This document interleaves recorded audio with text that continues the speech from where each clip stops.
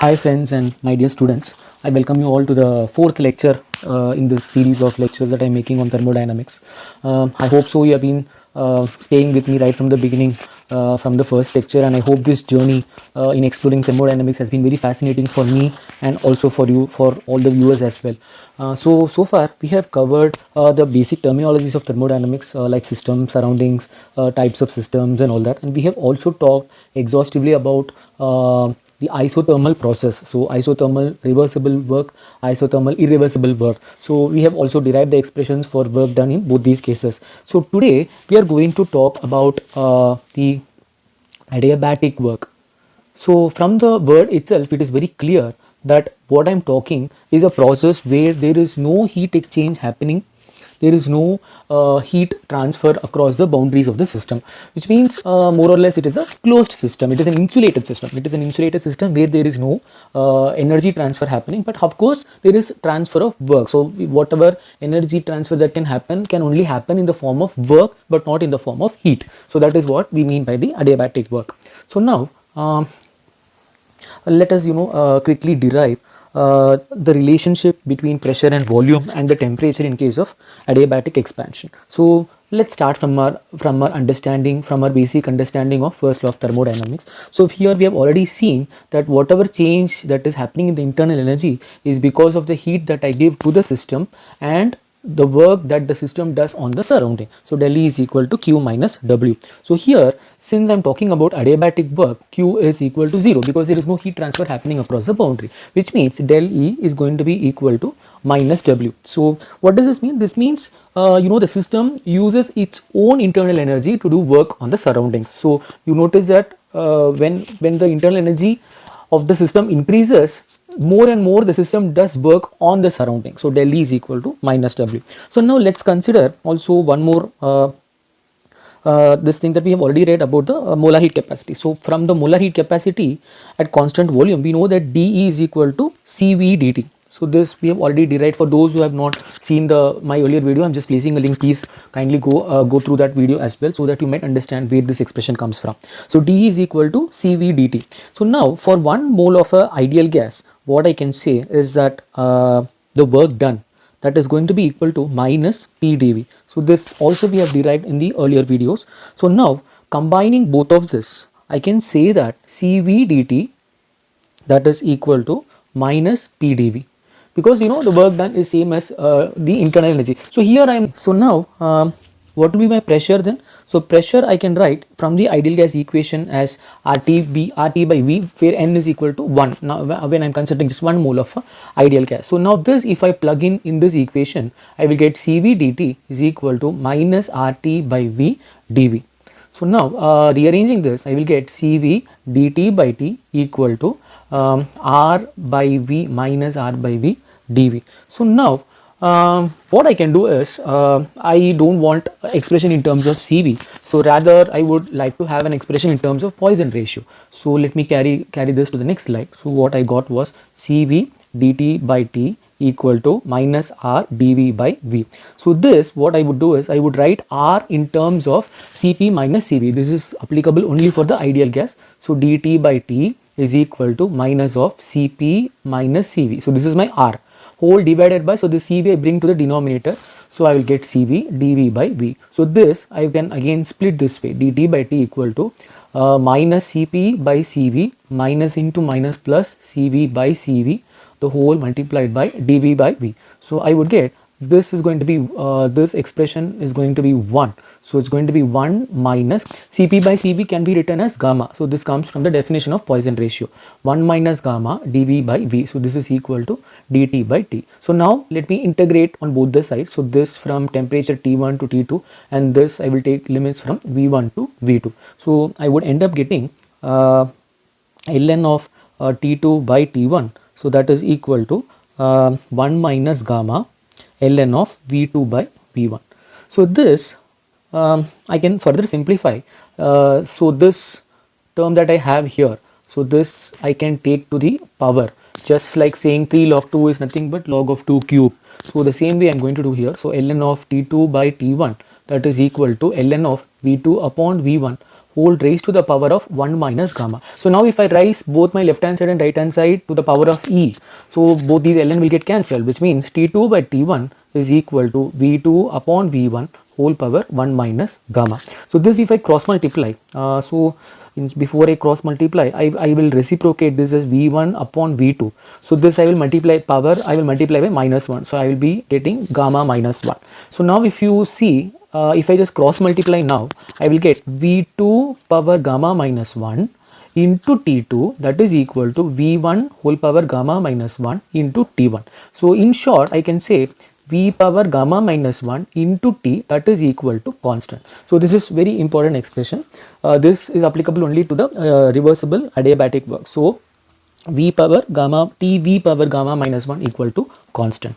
So what we have proved now is that T V power gamma minus 1, this is equal to constant. So now if I want expression relating pressure and temperature and similarly pressure and volume, so what I can do is, so I know that T2 by T1, that is equal to V1 by V2 power gamma minus 1. So now what I can do is, I know that PV is equal to RT for 1 mole of a gas. So what I would do is, I would write temperature as P1 P2 V2 by R divided by P1 V1 upon R. So this is equal to V1 upon V2 whole power gamma minus 1. So here it's very clear, I can now cancel this R and R. So I will be left with P1 P2 V2 upon P1 V1, that is equal to V1 upon V2 whole power gamma minus 1. So this, let me take this term to the other side. So I will get P2 upon P1 equal to V1 upon V2 whole power gamma minus 1 into V1 upon V2. So this, you notice that the bases are same, so I can just add the power. So V1 upon V2 whole power gamma minus 1 plus 1. So if I add this, I will get just simply gamma. So P2 upon P1, that is equal to V1 upon V2 whole power gamma. So this, if I cross multiply, I will get P2 into V2 power gamma is equal to P1 into V1 power gamma, which means I can say again the next expression as V power gamma is equal to constant. So notice this is my second condition, this is my first condition. All of these actually mean the same, just that I am establishing a relationship between two different properties at a time. So similarly, I can also derive an expression relating pressure and temperature.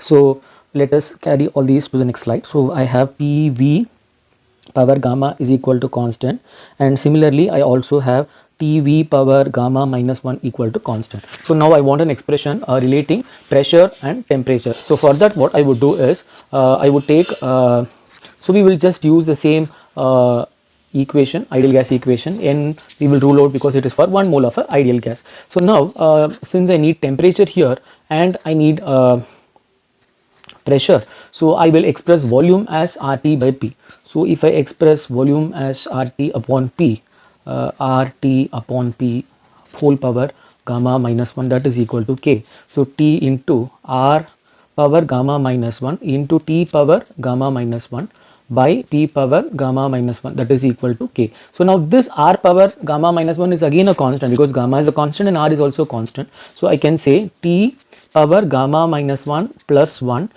P power 1 minus gamma, so that is equal to again a constant. So I can say T power gamma into P power 1 minus gamma is also a constant.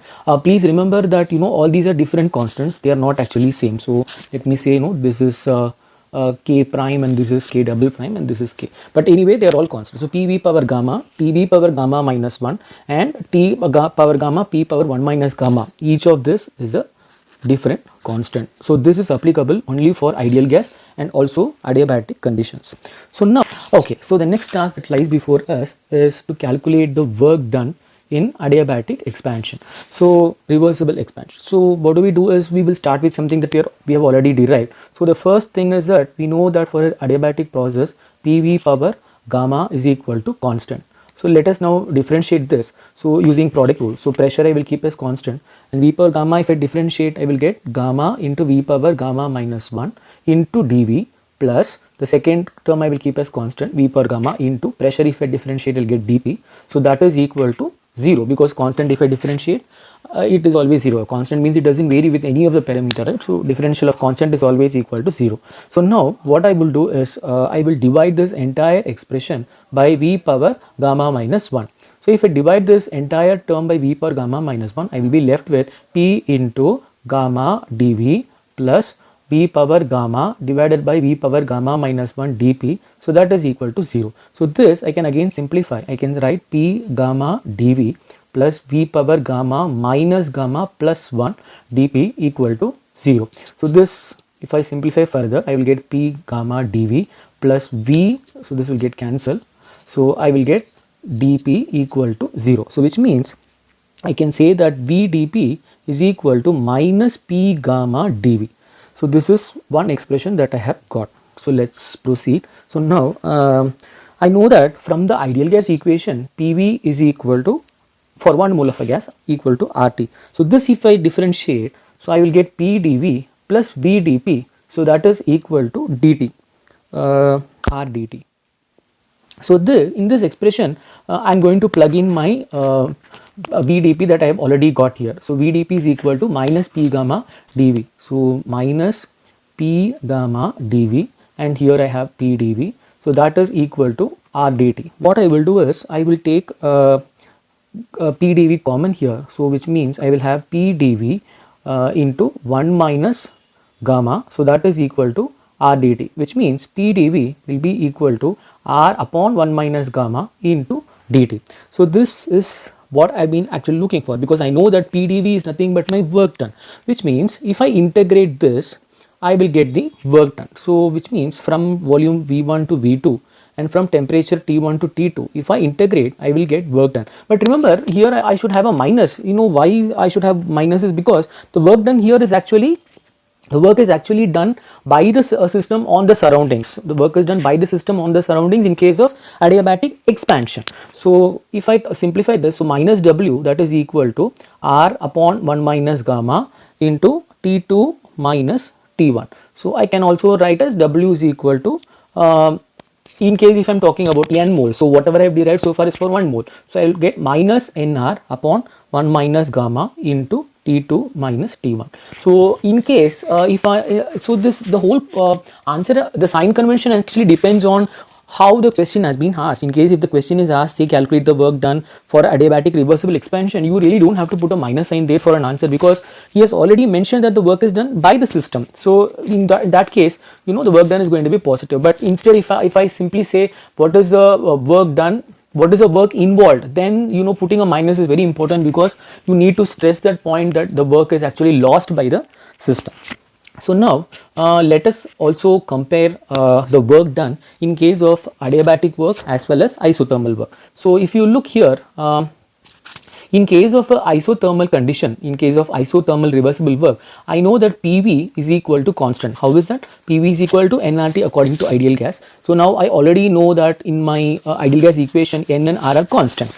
And now temperature also is a constant, because I am talking about isothermal work, which means my entire product PV is a constant. But in case if I am talking about adiabatic work or adiabatic expansion, I have already derived this, that PV power gamma is equal to constant this time. So it is not simply PV, but PV power gamma is equal to constant, and gamma value here can never be 1 or less than 1 at all, because what is gamma? Gamma is nothing but Cp upon Cv, and we know that Cp is always greater than Cv. We have also discussed this in the earlier lecture, in the earlier video. So Cp is always greater than Cv, and in case of ideal gas, the difference is equal to real gas constant, Cp minus Cv equal to R, which means my ratio gamma is always going to be greater than 1. If that is the case, then if I am going to plot the curve, okay, so say if this is my isothermal curve, so this is my isothermal curve, then whatever curve I draw for adiabatic condition is going to be more steeper than the isothermal curve. So which means you know I can have say this can, any of this can actually be an adiabatic curve. So it depends on, you know, the what gas you're talking about, what the depends on my gamma value actually. So depending upon my gamma value, I can have different adiabatic work. That is also possible.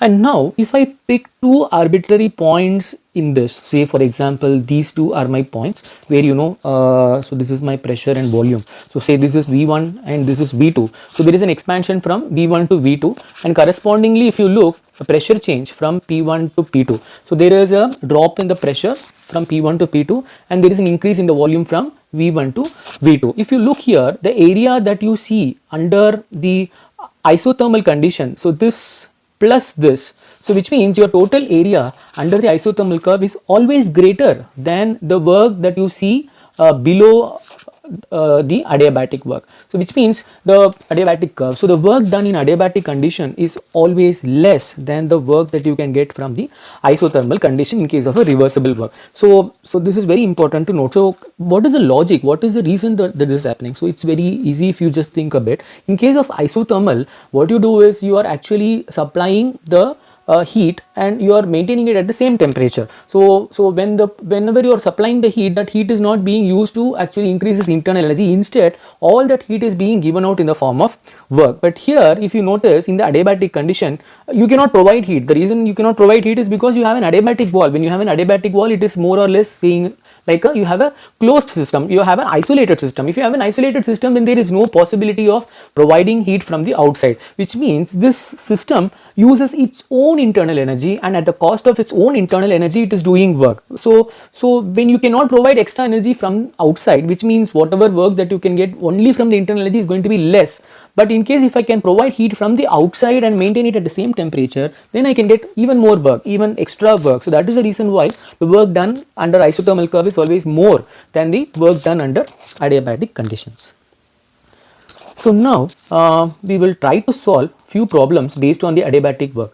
So look here, so I have a question where calculate the work done for adiabatic reversible expansion of 2 moles. So as I have already told you, look for the keywords first. So I am talking about adiabatic reversible work. So which means immediately I am supposed to write the this thing. So work done, the work done formula is going to be NR T2 minus T1 upon 1 minus gamma. So here see, the reason I have not put minus W is because, you know, it is very clear when I say adiabatic reversible expansion, the work is going to be done by the system. So if I have a minus in the expression, it doesn't it is not a mistake. So work done is going to be NR into T2 minus T1 upon 1 minus gamma. So now if you look at the question, I know the number of moles and I know the R value, and do I know the temperature? No, I do not know the temperature. So I need to first calculate the temperature, because initial temperature I know, so that is given to be T1 is given to be 273.2 Kelvin. I need to know the final temperature. So to find the final temperature, I will make use of that expression relating the temperature and the pressure. So I know that T2 upon T1 whole power gamma, that is equal to P2 upon P1 whole power gamma minus 1, and gamma value I can calculate, that is going to be Cp upon Cv, and Cp in fact in the question Cp and Cv are supposed to be given. So Cp is actually 5R by 2 and Cv is actually 3R by 2. So if I divide both of this, and these are in the units of per mole per degree, okay. So per mole per degree, which means I will have 5R by 2 divided by 3R by 2. So that is going to be 5 by 3. So this is my gamma value. So now if I plug all these values, so T2 upon T1 is 273.2 Kelvin whole power 5 by 3. So that is equal to final pressure is 2 atmosphere. 2 divided by initial atmosphere is given to be 20 atmosphere. So divided by 20 whole power 5 by 3 minus 1. So this, if you calculate using the calculator, you will get the value of T2 equal to 108.8 Kelvin. So now that we have found out the temperature, our next job is going to be to find the work done. So how do I find the work done? So work done is going to be W is equal to number of moles is 2 and the real gas constant is going to be 8.314 into 8.314 joules per Kelvin mole. So that into T2 minus T1. So T2 minus T1, that is going to be 273.1 273.2 minus 108.8 whole divided by 1 minus gamma. So 1 minus gamma is going to be 1 minus 5 by 3. So you will get so now this, if you simplify, you will get 4100 joule. So this is my answer. So it, in fact, work done should be negative. So you know that is the reason why I insisted that we put a minus here. So work done will be actually equal to minus 4100 joule, because there is reversible expansion happening. When there is expansion happening, you know, the system is doing work on the surrounding, which means the system is losing the work. So the sign should be actually negative. So work done will be equal to 4100 joule. Okay, so let's do one more problem. 25 degrees Celsius, so let us do this question. At 25 degrees Celsius, the combustion of 1 mole of liquid benzene, the heat of reaction at constant pressure is given to be minus 780980 calorie. Calculate the heat of reaction at constant volume. So how do I do this? So we know that del H, that is change in enthalpy, is equal to change in internal energy plus change in the number of moles of gaseous reactant and product minus reactant into RT. So this we have already derived in the previous videos. So now the first job is to actually find del Ng. So for that I have to actually write the reaction, chemical equation for the reaction involved. So basically this is benzene, so C6H6, so that is undergoing combustion to give me carbon dioxide and water vapor. So now here what is the temperature? So temperature is 25 degrees Celsius, which means this is going to be liquid. I hinted this already again in the previous video. And carbon dioxide is definitely a gas even at 25 degrees Celsius. Oxygen is a gas, and this is again a liquid because he has mentioned that in the question. So now if I balance this, I will get 6 CO2, 3 H2O, and you will get around 7.5. So that will be your balanced equation. And again make a point that I am not putting any number before benzene CCS, because what I want is for 1 mole of a benzene. So I don't want any number coming in front of any stoichiometric coefficient appearing before benzene. So now what is del H? So what is del Ng? So del Ng is going to be number of moles of gaseous product minus number of moles of gaseous reactant. So that is going to be 6 here minus 7.5. So that will give me minus 1.5. So this is my del Ng. So now it's very easy. I have to calculate del E. So if you notice, del H, we have already seen this in the definition of enthalpy in one of my earlier videos. So del H is nothing but the heat of the reaction at constant pressure, because whatever reaction that, hope you remember, whatever the reaction that we carry out in the open vessel, in the open test tube in the lab, all of that is nothing but the heat content, that which means whatever heat you give along with the work done, so together. So we have already discussed all this, U plus PV, so or E plus PV, so that is going to be my enthalpy change. So all these means del H means it is happening heat that is involved at constant pressure, so that is already been given here if you look. So what I need is change in internal energy, and del E is going to be the heat of reaction at constant volume. So what I will get is del E is equal to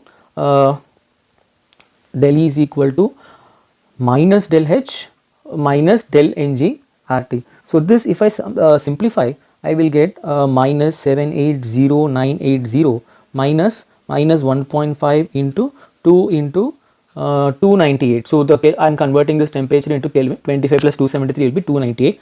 And the reason why, and real gas constant I am using 2. That's because it is 2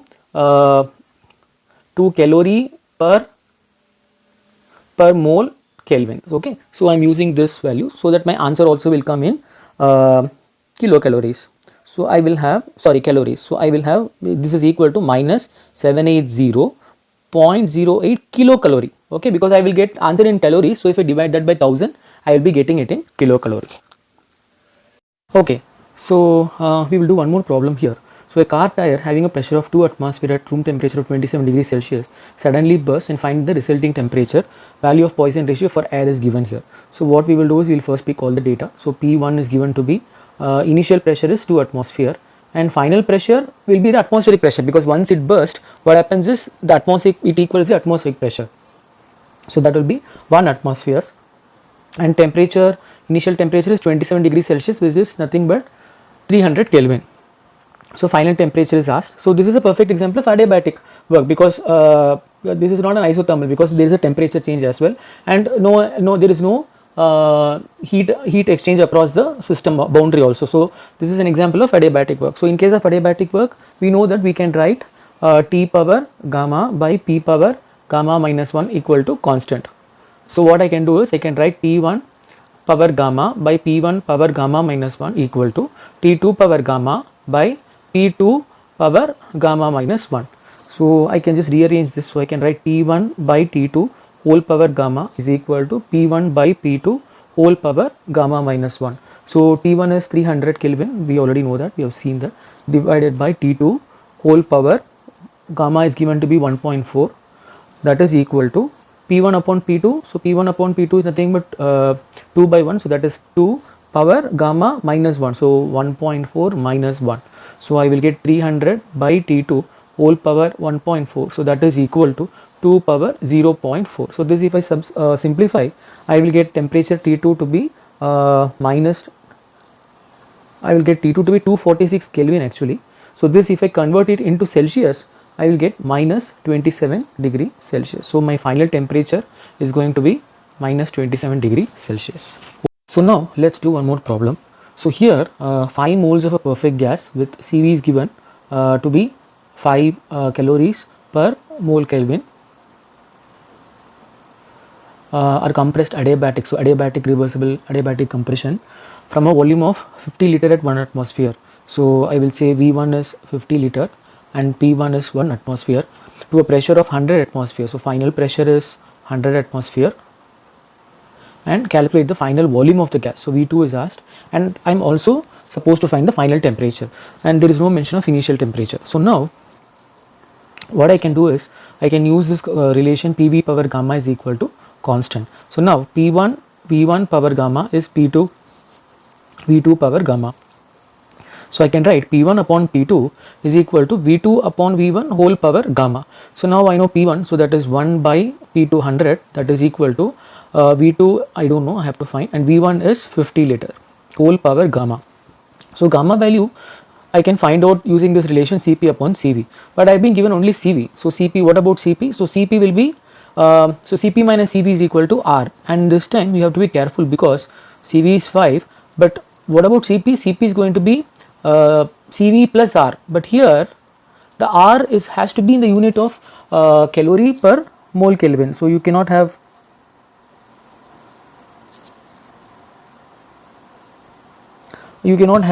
joule per mole Kelvin. So I will use R value to be 2 here. So which means 5 plus 2 upon 5. So I will get 7 upon 5. So that is equal to 1.4. So which means here V2 by 50 whole raised to the power of gamma, which is 1.4. So this if I simplify, I will get V2 equal to 1.86 liter. So now with this my task is not done because I am also supposed to find the final temperature of the gas. So how do I do that?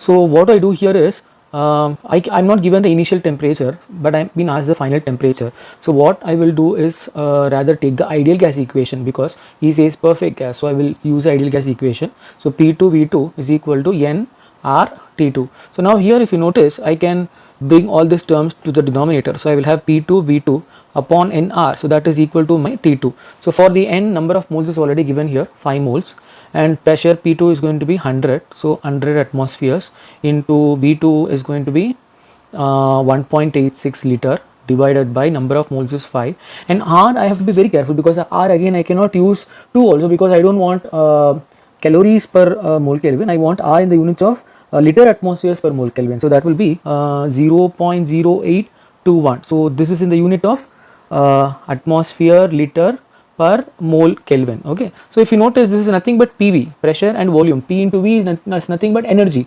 So this is again unit which is synonymous with your joule. Okay, so but the only thing is that I use a appropriate conversion factor, because so that my answer will come in Kelvin. So if I simplify this entire thing, what I will get is 453 Kelvin. So this will be the final temperature of the gas. So let's okay students, so next we are going to talk about a very important phenomenon which is known as Joule Kelvin effect, or otherwise this is also known as Joule Thomson effect. So Thomson and Kelvin are actually the same scientist. So few books refer by Joule Kelvin and few books refer by Joule Thomson effect. So before learning this effect, we should learn something known as throttling. So this term might be new to few people who are watching my video, but believe me, actually, we have all of us have actually done this somewhere or the other. For example, in a slide that I've shown in the screen, you probably have you must have watered plants in your garden. So while doing so, when your hose is not that long really to reach the faraway plants, what you do is probably you try to close your open end of the hose with your finger. So what happens is the velocity of the water increases. Why does this happen? Because here the pressure is very high, and as soon as the pressure becomes low when the water comes out, the velocity actually increases to make up for the loss in the enthalpy. So there is actually, this is actually known as isoenthalpic process. So we'll be looking what is isoenthalpic process in a very short while, but just make a note of what is happening here. So when the pressure actually decreases when the water comes out, the velocity actually increases to make up for the decrease in the pressure. As a result, the water is able to reach to the faraway plants as well. So this is a practical example of throttling. Similarly, when you cook using a pressure cooker, when the pressure builds up, what happens is over a period of time, the weight actually lifts up, the pressure lifts up the weight, and through the nozzle you will see the steam actually coming out. So that steam that comes out through the nozzle, that process also is known as throttling. So we do come across this throttling process in our day-to-day life at many examples, many instances, but we probably don't notice them as throttling. So that is the only thing. We have this lab setup where I have taken a pipe of uniform cross section, and in between this pipe I can either have a plug with a very small hole orifice, or a more practical way will be actually to have a wall. So this wall, there are a lot of walls available, say butterfly wall or something, that I actually have in between the pipe. Okay, and there is fluid flow, fluid in the sense air or gas, whatever it may be. So let us say that there is air flowing from this side, this end to that end, and there is a very small opening in this wall, so that I can only have little of fluid actually passing. And imagine that that I have this region to be my control volume, and moreover this region, the walls are completely thermally insulated, which means no heat can either escape the system, or no heat can actually enter the system from the surroundings. So this is a kind of a isolated system as well. So this is actually an example of an adiabatic system that we are actually looking. So now let's say like I have a piston here. So let's say that I have a piston here, and I also have another piston here, and let's label them as A and B. So when I push the piston A to the front, you will notice that this piston B actually goes further away, which means there is expansion of gas happening on the right hand side. And you will notice that what happens is that this is at very high pressure. So let's say this is P1 and this is at the pressure P2, and let's say the temperature here is T1 and temperature here is T2. So now if I have to write the work done, so the work done on the gas at piston A, so that is going to be equal to P1 into V1. Similarly, work done on the gas, or work done by the gas, I should say, work done by the gas on the piston B, so that is going to be P2 V2. So what is the overall work done? So overall work that is being involved here is nothing but the difference P2 V2 minus P1 V1. So now if we can recall from the first law of thermodynamics, we already know that work done, change in the internal energy is given as any heat that is added to the system minus any work that is done by the system. So here you will notice that the heat change is 0, which means Q is equal to 0. So what I will do is I will write the work done, that is equal to P2 V2 minus P1 V1, and also del E is equal to E2 minus E1, so that is equal to Q minus W. Since Q is equal to 0, I will only put W, and this W is nothing but minus of P2 V2 minus P1 V1. So this, if I multiply the minus, I will have P1 V1 minus P2 V2. So that is nothing but your change in internal energy, which is E2 minus E1. So now this, if I rearrange, I will have E2 plus P2 V2, that is equal to E1 plus P1 V1. So here if you notice, E plus PV is nothing but your H, enthalpy. This we have already defined in the earlier video. So this is H2, and E1 plus P1 V1 is nothing but your H1. So you will notice that H1 is equal to H2, which means my enthalpy is conserved. So that is the reason why I can say that this entire throttling process is isoenthalpic process. So instead of giving this kind of a proof, few books also do a a steady flow equation, that is mass into change in potential energy and kinetic energy and the enthalpy. So this is given by Q minus W. So now we know that Q is equal to 0, and the work done is also 0 because there is no overall work that is happening. So which means M del H is equal to 0. So this way also I can prove that by writing a steady flow equation also I can prove that this process is a isoenthalpic process. So now I will define a very important term which is known as Joule-Thomson coefficient. So Joule-Thomson coefficient is actually represented by the letter mu, and the mu is given to be change in temperature with change in pressure at constant enthalpy. So it is nothing but number of degree temperature change that is produced per atmosphere drop in the pressure under constant enthalpy condition when the gas is actually passing through the porous plug. Okay, so here if you notice, when the temperature is negative, dT is negative, which means what, the temperature is falling, and pressure dP is always negative, which means you know that I have a gas here.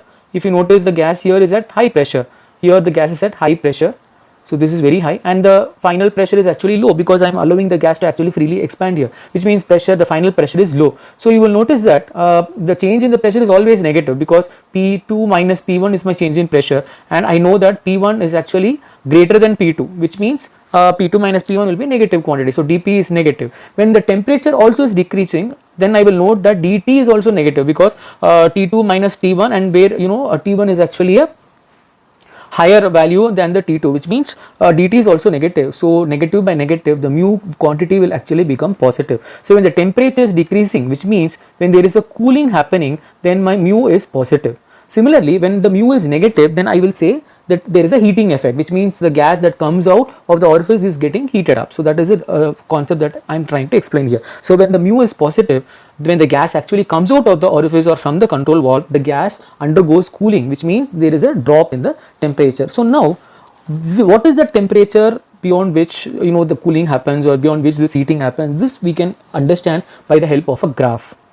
So what we will do is we will try to plot a graph where we have temperature on the x-axis and pressure on the y-axis. Okay, so now I am just drawing one curve. So this is usually a curve that you will notice. So now let us say, so I am also making a very short diagram of the total setup that we actually had. So say this is my P1 initial pressure, and this is my final pressure, and this is my initial temperature, and this is my final temperature. So now let us for example assume that this is my initial pressure Pi, okay, so which corresponds say to this temperature Ti. So now when I decrease the pressure, which means when I am moving towards the left, okay, so you will notice, say for example, this is my final pressure. So how I adjust this pressure is by working on this control valve. So by working on the wall, so on both the sides I will have actually pressure meters, which are actually pressure gauges which are actually fitted. So with that you can actually measure the pressure. So I will open the control valve in such a way that my final pressure is this much. So when this is my final pressure, you will notice that I have produced a fall in the temperature by this much amount. So that will be the change in the temperature. So say if this is my initial condition and this is my final condition, I have actually effectively produced a cooling on the right hand side. So now let us say, suppose if this were my initial condition. So let me choose this purple color. So this is my initial this thing, okay, this is my initial, and I cool only to this much. Okay, if this is my final, you will notice that there is an increase in the temperature. So this much temperature increases, which means there is a heating effect which is produced on the right hand side of my setup. When the gas actually passes out of the control valve, you will see an heating effect. So on the left hand side of this, actually what is this curve? I have not explained to you what this curve is. So this curve actually means it's actually isoenthalpic curve, which means all along this curve I have points which represent a constant enthalpy. Okay, so for example, for this particular temperature and pressure, the enthalpy is same as this pressure and this temperature. So it stands for all the locus of all the points which are having same enthalpy. So that will give you this isoenthalpic curve. So for example, suppose if, as I said earlier, so if suppose if this is my, this is going to be my new initial pressure, and suppose instead of decreasing pressure only this much, I try to decrease the pressure this much, you will notice that I would have come to this point, which means there is no change in the temperature at all. You will notice that at initial pressure also I had the same temperature, and at the final pressure, in spite of decreasing the pressure this much, I would have literally have the same temperature. In case if I try to decrease the pressure or more, if I try to decrease the pressure further more, then you will notice that, say for example until this point, then you will notice that there is actually a cooling effect that is produced. So in short, so let me again make this curve. So this is the curve that I was actually talking. So temperature versus pressure. So I have drawn one of the curve here. So what is it? This is nothing but isoenthalpic curve, as I already told you. So suppose if this is the point, where this curve actually changes its path. Okay. So here if you notice at this particular point, dt by dp is actually equal to 0, because this is a stationary point, right? So after beyond this point, you notice that curve is changing its direction. So here we, on the left hand side of your curve, you notice that dt by dp is actually positive, and on the right hand side you will notice, that dt by dp, the slope of this curve, is actually negative. So when your dt by dp is positive, you will notice that there is a cooling that is experienced. So this we have already seen. So let me just show you the slide as well. So you notice here, when the mu is positive, when the dt by dp is positive, then you notice that there is a cooling. Similarly, when dt by dp mu is negative, you notice that there is a heating effect. So the same thing we see here that when the slope here is actually positive, because this makes a positive slope now, because it gives an acute angle with your x axis. So when the slope is actually positive, you notice that there is a cooling happening. So you just pick any 2 points here, say this is your initial pressure and this is your final pressure, and you notice the temperature, you will see that the final temperature is less than the initial temperature, which means cooling has happened. So now what in case if I choose another isoenthalpic curve? So this is just one, for one particular enthalpy value I got such a curve. So now let me just draw the diagram. So this is my temperature and this is my pressure. So let's say okay, so let's say that we have various isoenthalpic curves.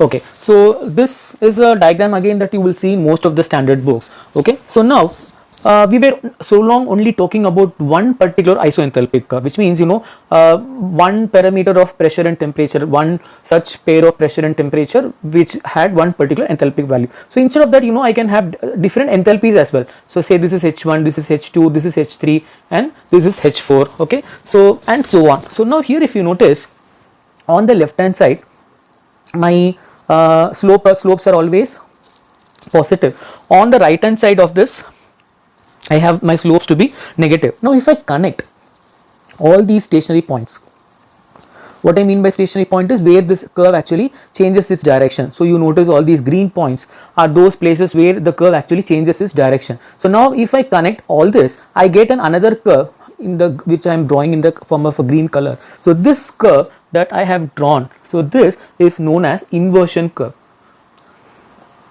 So this is known as inversion curve. So if I want to produce maximum throttling effect, or if I want to produce a maximum cooling effect, it is wise that I actually start from this inversion curve. For example, I am considering this particular enthalpy, that is H4. So all along this curve, I should choose this to be my initial pressure, that is pressure on my left hand side, and howsoever you decrease, how much ever you decrease, that much of a cooling effect you can actually see. So how much far you go away on the left hand side from this pressure, you will notice that there is a temperature drop accordingly. So more and more cooling effect is produced. So in this region that I have inside this curve, so this region is where cooling effect is seen. But whereas on the right hand side, you will notice that heating effect is seen. But it is actually not appropriate to say heating effect is produced on the right hand side, because in case if I am going to start from here, in case if I reduce the pressure even beyond this particular inversion point, then you will notice that there is also a possibility that I can give cooling, but that is not an effective thing to do, because I have to decrease the pressure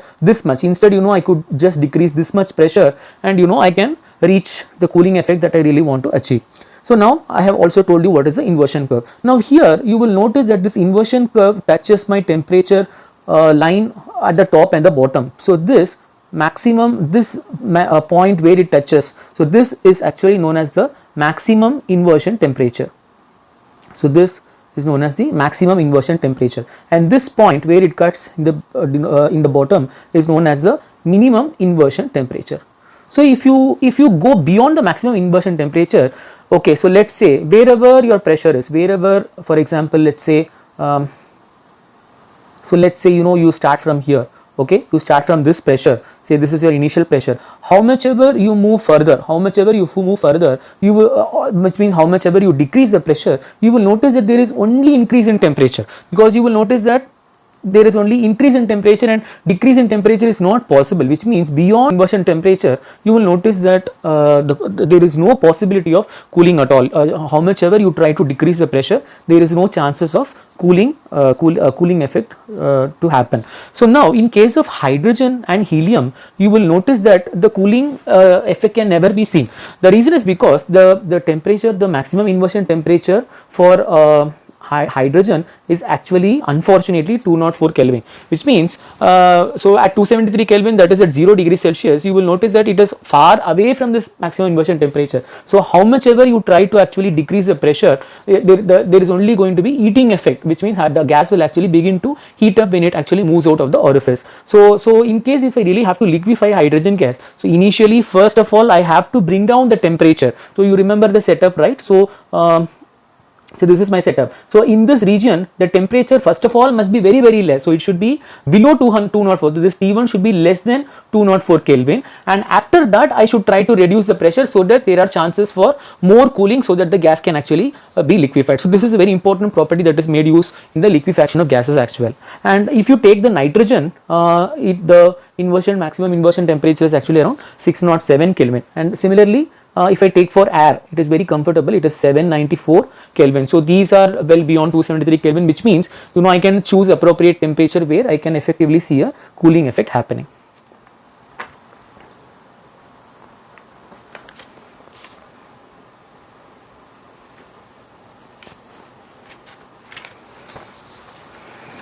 Okay, so next we are going to do some mathematical relationship for this throttling process as well. So enthalpy, as we already know, is a function of only temperature and pressure. So that is the reason why we had these enthalpy curves, because when you choose a particular set of temperature and pressure values, what you get is a enthalpy value, same set of enthalpy values. So now if I can write as dH is equal to dou H by dou T at constant pressure into dt plus dou H by dou P at constant temperature into dP. So dH, now this if I differentiate with respect to pressure, so dH by dP, so that will be equal to dH by dt at constant pressure into dou T upon dou P plus dou H upon dou P at constant temperature into dou P by dou P is going to be 1, so I am not writing that there.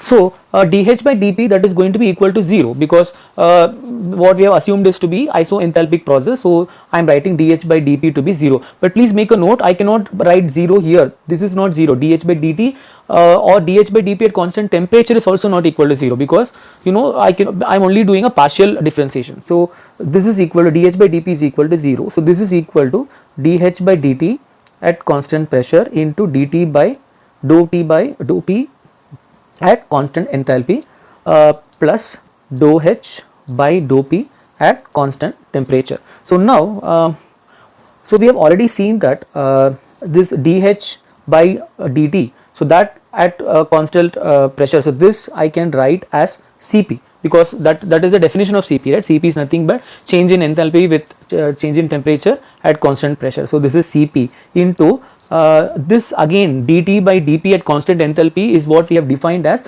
Joule-Thomson coefficient. So this I will write as mu plus dou H by dou P at constant temperature. So this is equal to 0. So this if I take to the other side, what I will get is Cp into mu plus dou H upon dou P at constant temperature. So this is equal to 0. So I need the definition for mu. So what I will do is mu JT. So JT stands for the Joule-Thomson coefficient. So that is equal to minus 1 by Cp dou H by dou P at constant temperature. So this is a very important expression. So we have tried to also derive the expression, mathematical expression for the Joule-Thomson coefficient. So now let us also try to derive the Joule-Thomson coefficient for ideal gas. So what equal to U plus PV. So here what I will do is, I already know that the Joule-Thomson coefficient, that is given to be minus 1 by Cp into dou H upon dou P at constant temperature.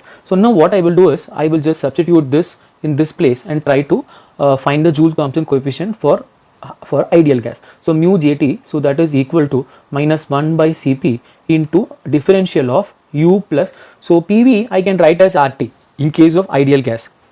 So RT with respect to pressure at constant temperature. So I will get minus 1 by Cp dou U by dou P at constant temperature plus, so this what I can do is,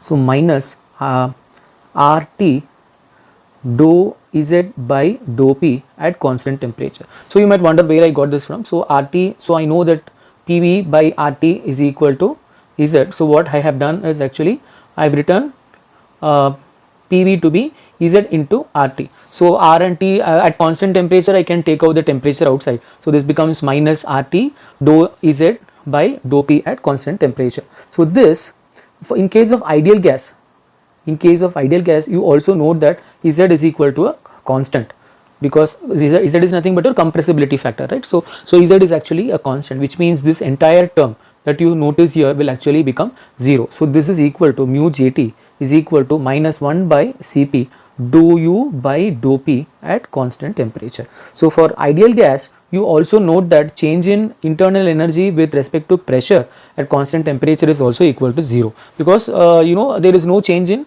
when there is no change in temperature, I have already told you there is also no change in the internal energy, which means that when there is no change in internal energy, dou U by dou P also will become 0, which means the very important result is that, you know, the mu Jt for ideal gas, so mu Jt for an ideal gas will actually be equal to 0. So now dear students, we will also be deriving this Joule-Thomson coefficient for real gas as well. So this is a bit lengthy derivation, but still it is quite important from academic point of view. So let us first start with the ideal gas equation, real gas equation, which is P plus N squared A upon V squared. So let us consider for 1 mole of real gas, so N will be 1. So I will write P plus A by V squared into V minus NB. So N is going to be 1. So again V minus B equal to nRT. So I will write RT for 1 mole of a gas. So now if I multiply 1 on 1, I will get PV minus PB plus A by B minus AB by V square. So that is equal to RT. So now here you should note that both A as well as B, they are actually correction factors and they have a very small value, and B, the volume that I am here considering is for a gas and it is very huge. As a result, this entire term AB upon V squared, so this is a very small quantity, so I can actually ignore that. So which means I will be left with PV minus PB plus A upon V, so that is equal to RT. So what is my PV then? PV is equal to RT minus A by V plus BP. So now here I am going to make use of an approximation. So I am going to put PV equal to RT. So this is only true for ideal gases, but I am not going to make use of this everywhere. I am only going to substitute the volume here with RT by P, because P is equal to RT upon P. So this, if I plug in here, what I will have is, so this entire thing I am going to plug here. So as a result, I will have PV equal to RT minus A by RT upon P. So this P will come to the numerator plus BP. So now if I divide the entire expression by P, I will have V equal to RT upon P minus A by RT plus B. So this is the expression that I have got for volume. So now this I am going to differentiate with respect to temperature. So which means I will have dou V upon dou T at constant pressure. So that will be equal to R by P, because I have temperature here. So if I differentiate this with respect to temperature, keeping pressure constant, I will have R by P plus A by RT square. So the reason is because this is nothing but a by r t power minus 1. This if I differentiate, I will get minus a by r t power minus 1 minus 1. So that is minus 2. So this is what I have to substitute in this place. So I will get minus into minus. So minus into minus will become plus a by rt squared. B is a constant. So if I differentiate that with respect to temperature, it is 0. So this is my dou v by dou t at constant pressure. So now I have already derived that RT from here. So RT is equal to PV plus A by V minus BP. So here what I can do is I can take P common. So I will get P into V minus B plus A by V. So this again what I do is, in the place of V I am going to make this approximation. So I will get P into V minus B plus A P by RT. So now what I have is RT equal to P into V minus B plus AP by RT. So this if I divide the entire thing by PT. So if I divide this entire thing by PT, I will get T and T will get cancelled. So R by P, that is equal to V minus B upon T plus AP by RT. AP by PRT squared. So which means P and P will get cancelled. So I will get A upon RT squared. So now I have got an expression for R by P. So what is R by P? So that is nothing but V minus B upon T plus A by RT squared. So this R by P expression I am going to substitute in this place.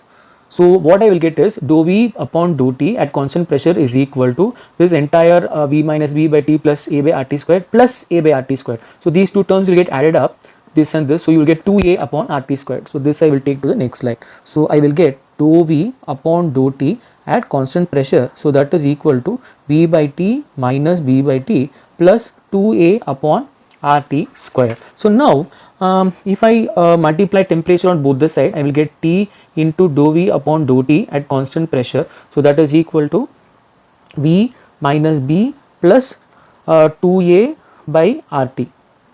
So now I am going to make use of a second thermodynamic equation of state. So this comes actually from the Maxwell's relationship, and we will be studying this a little later. After we finish the thermochemistry, we will also be dealing with the Maxwell cycle as well, Maxwell's diagram as well, and the relationship between all the thermodynamic potentials and the variables also we will be studying. So now let me just put the equation of a second thermodynamic thermodynamic equation of state. So that is actually given as V is equal to P into dou V upon dou T at constant pressure plus dou H upon dou P at constant pressure. So this is actually my second thermodynamic equation of state. So now if you kind of rearrange this, so what will happen is you will notice that if you look at this equation and this equation, you will be able to say that minus of dou H upon dou P at constant temperature. So that is nothing but 2A upon RT minus P, because you can just rearrange this. So this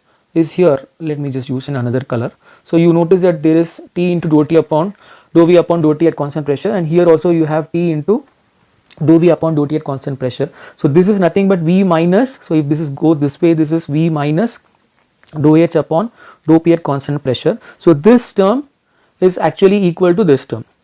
So you will notice that V and V will get cancelled. So I will get minus dou H upon dou P at constant temperature, that is equal to 2A upon RT minus B. So now this we have already defined. So this is this minus dou H upon dou P at constant temperature is nothing but Cp into mu of JT. So because we know that